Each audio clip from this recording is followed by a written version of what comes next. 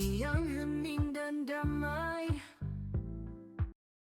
Assalamualaikum dan salam sejahtera.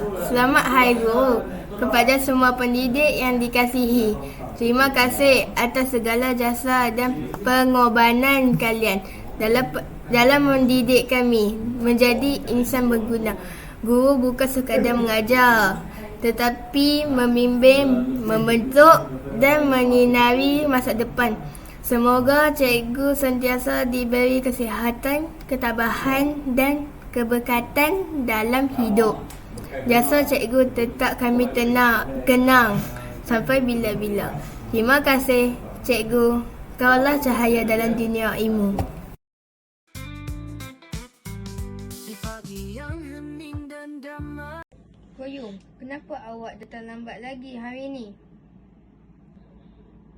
Maaf cikgu, saya kena tolong mak jual nasi lemak dulu.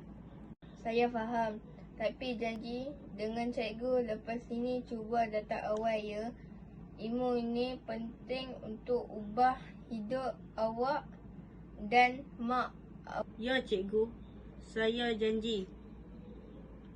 Awak dah makan ke? Belum, saya simpan duit untuk beli ubat mak.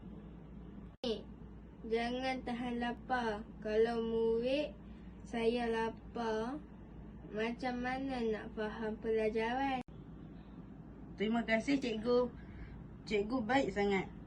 Pernah dikira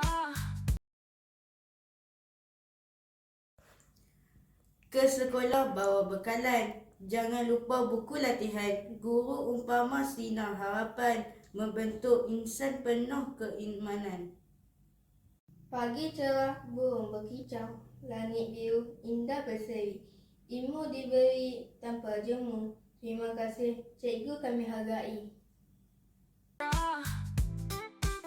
senyumanmu selalu ada. Engkaulah